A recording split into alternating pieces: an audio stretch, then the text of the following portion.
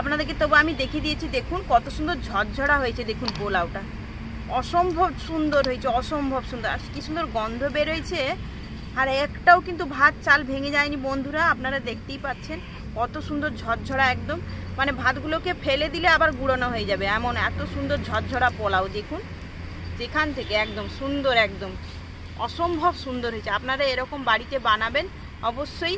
আর যারা আমার ভিডিওটি নতুন দেখছেন অবশ্যই তাদের কাছে অনুরোধ রইল আমার চ্যানেলটিকে সাবস্ক্রাইব করে আমাকে সাপোর্ট করবে।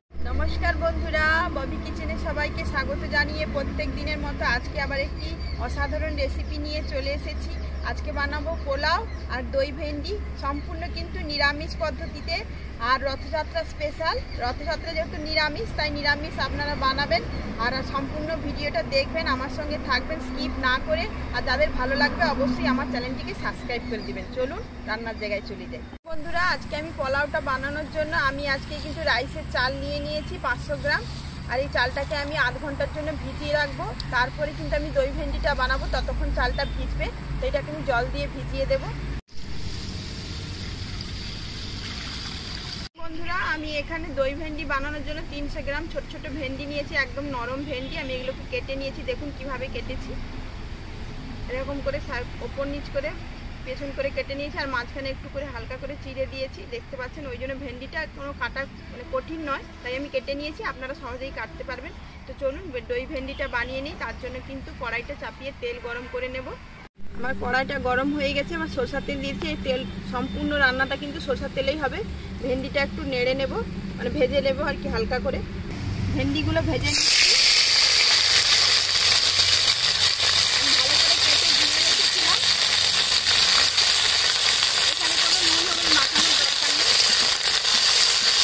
আমি কিন্তু একটু দেখুন ভালো করে ভেজে নিয়েছি ভেন্ডিগুলোকে। তো এবার আমি তুলে নেব। ভেন্ডিটা অবশ্যই কাটার আগে আপনারা ধুয়ে নেবেন, তারপরে কাটবেন। আমি ধুয়ে কেটেছিলাম। আর একদম নরম নরম ভেন্ডি হলে ভালো হয় বন্ধুরা, ছোটো ছোটো নরম নরম। দই ভেন্ডিটা বানানোর জন্য আবার সরষের তেল দিয়ে দিচ্ছি। এখানে কিন্তু সাদা তেলের ব্যবহার লাগবে না, সবই কিন্তু সরষের তেল, আর দেব না। এবার তেলের মধ্যে দিয়ে দিচ্ছি পানমৌরি, তেজপাতা দিয়ে দিচ্ছি। দেখুন লম্বা লম্বা করে কেটে রেখেছি ক্যাপসিকাম দিয়ে দিচ্ছি, একটু আদা বাটা।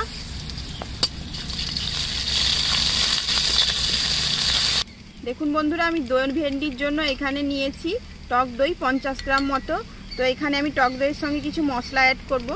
তো এখানে দিয়ে দিচ্ছি জিরে গুঁড়ো 1 চামচ,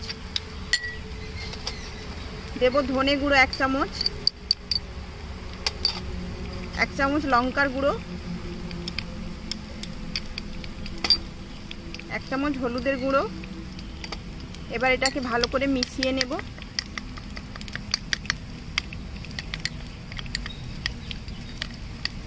দেখুন বন্ধুরা এই প্রসেসে কিন্তু মশলাটা ফেটে নেবেন, দেখবেন অনেক গুণ কিন্তু দই ভেন্ডির স্বাদটা আরও দ্বিগুণ বেড়ে যাবে। এর মধ্যে কিন্তু আমি ওই মশলাটা দিয়ে দিচ্ছি। এবার মশলাটাকে ভালো করে কষিয়ে নেব একটু। দেখুন বন্ধুরা মশলাটা থেকে কিন্তু কত সুন্দর তেল ছেড়ে গেছে, দেখতেই পাচ্ছেন। তো এখানে সেই মশলা বাটিগুলো আমি জলটা দিয়ে দিচ্ছি।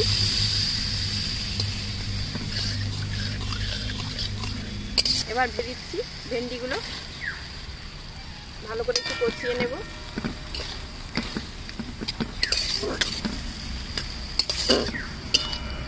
লবণ দিয়ে দিচ্ছি। দেখুন বন্ধুরা এখানে কিন্তু আমি চালমগজ আর পোস্ত বেটে রেখেছিলাম, সেটা দিয়ে দিচ্ছি।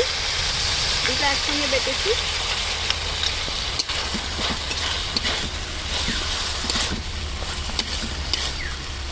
বেটে রাখা জলটা দিয়ে দিচ্ছি, আর জল দেব না। আমার কিন্তু দই ভেন্ডিটা একদম রেডি, তো নামানোর মুখেই একদম। তো উপর থেকে আমি গরম মশলার গুঁড়ো ছড়িয়ে দিচ্ছি। এবার এটাকে নামিয়ে নেব। এরকমই কিন্তু মাখো মাখো থাকবে। দেখুন বন্ধু আরেকটা জিনিস সবার শেষে, যেহেতু নিরামিষ পদ এটা, একটু চিনি দিয়ে দিচ্ছি, তাহলে কিন্তু আরও টেস্টটা বেড়ে যাবে দ্বিগুণ। এরকম গ্রেভি গ্রেভি রাখবেন, তাহলে খেতে কিন্তু দুর্দান্ত লাগবে এটা।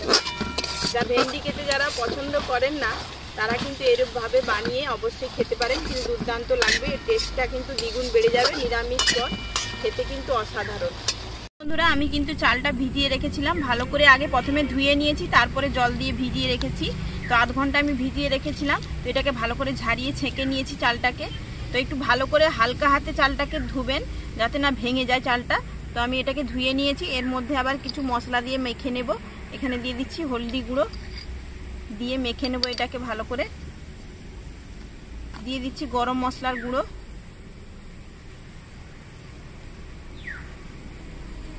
দিয়ে দিচ্ছি 1 চামচ ঘি। এবার এটাকে ভালো করে মেখে নেব। এবার হালকা হাতে এটাকে মেখে নেব যাতে না চালটা ভেঙে যায়। ভালো করে চটকে চটকে মাখবেন না, হালকা হাতেই মাখবো এটাকে।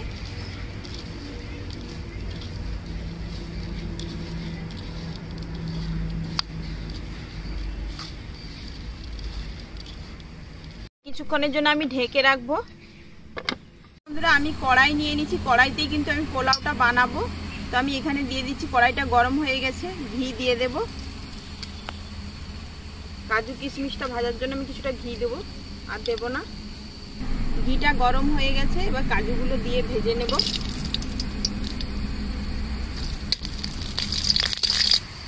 এবার কিশমিশগুলো এর উপর দিয়ে ভেজে নেব।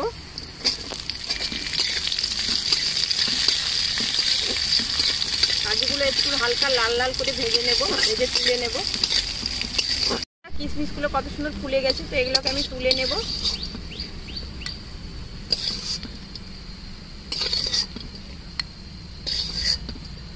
দেখুন বন্ধুরা আবার কিন্তু আমি ঘি নিয়ে নিচ্ছি পোলাওটা করার জন্য। ঘিটা গরম হয়ে গেছে, কয়েকটা তেজপাতা দিয়ে দিচ্ছি, কয়েকটা গরম মশলা দিয়ে দিচ্ছি। এখানে নিয়েছি লবঙ্গ, ডালচিনি আর এলাচ, এলাচটাকে ফাটিয়ে দিয়েছি। এখানে আদা বাটাটা দিয়ে দিচ্ছি। এবার মেখে রাখা মশলা, মেখে রাখা চালগুলো দিয়ে দিচ্ছি। আমি 2 থেকে 3 মিনিট হালকা করে নেড়ে নেব, বেশি নাড়বো না।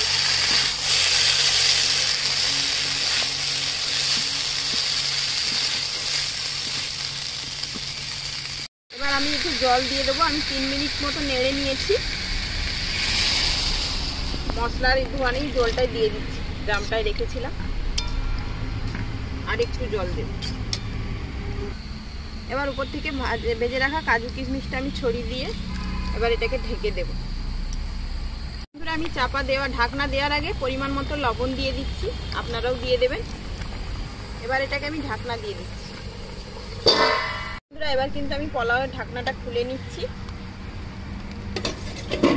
দেখুন কত সুন্দর হয়েছে, ঝরঝরা। দেখুন এত সুন্দর হয়ে গেছে, একদম সুন্দর, কি দারুণ হয়েছে। দেখুন আর কি সুন্দর গন্ধ বের হয়েছে, তো কড়াতেই এত সুন্দর হয়েছে। ভাতগুলো দেখুন কত সুন্দর নরম হয়ে গেছে, আপনাদেরকে দেখাচ্ছি। দেখুন ভাতগুলো সেদ্ধ হয়ে গেছে কত সুন্দর। আর বন্ধুরা আপনাদেরকে বলি যে এই যে পোলাওটা করবেন, দেখুন বন্ধুরা আপনাদেরকে একটা কথা বলি। তো যেহেতু এই মানে পোলাওটা বানানোর জন্য আপনাদেরকে একটা পারফেক্ট মাপ অবশ্যই জানা উচিত। তো আপনারা এটা চালটাকে কি করবেন, আগে কিন্তু ভেজানোর আগে ভালো করে ধুয়ে নেবেন। ধুয়ে কিন্তু তারপরে চালটা ভেজাবেন, না হলে কিন্তু পরে যদি আপনারা চালটা ধুতে যান চালটা ভেঙে যাওয়ার সম্ভাবনা বেশি আছে। তার থেকে বরং আপনারা চালটা ভেজানোর আগে ভালো করে ধুয়ে তারপরে চালটা ভিজিয়ে তারপরে জল থেকে ছেঁকে রেখে তারপরে মশলাটা মাখবেন। হালকা হাতে মশলাটা মাখবেন যাতে না চালটা ভেঙে যায়। আর এই চালটা 500 গ্রাম চাল নিলে 1 লিটার জল দিয়ে বসাবেন, দেখবেন একদম পোলাওটা ঝরঝরা হবে, ভেঙেও যাবে না, ঘাটাও হয়ে যাবে না, আর শক্তও থাকবে না, কোনো কিছুরই মানে সম্ভাবনা অসুবিধা কোনো কিছুই থাকবে না। তো আপনারা এইভাবে অবশ্যই টিপসগুলোকে ফলো করে পোলাওটা বানাবেন, দেখবেন এত সুন্দর দুর্দান্ত হবে। আপনাদের মানে দেখলেই খেতে ইচ্ছা হবে যে পোলাওটা এতটা সুন্দর ঝরঝরে হবে।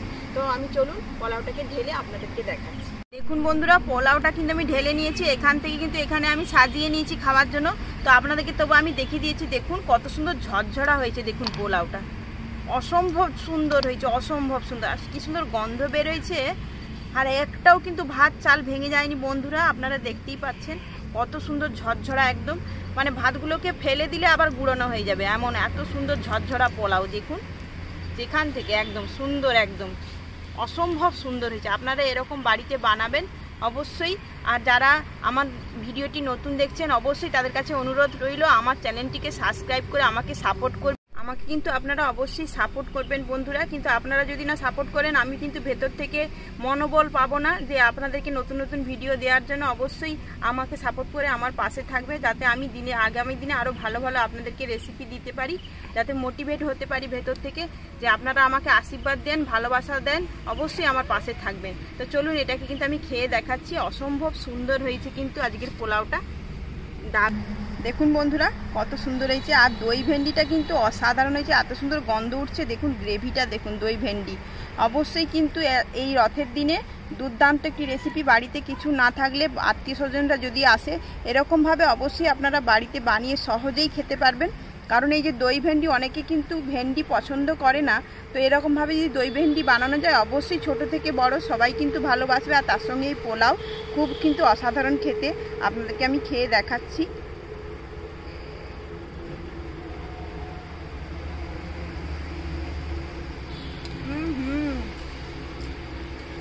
একদম ফার্স্ট ক্লাস,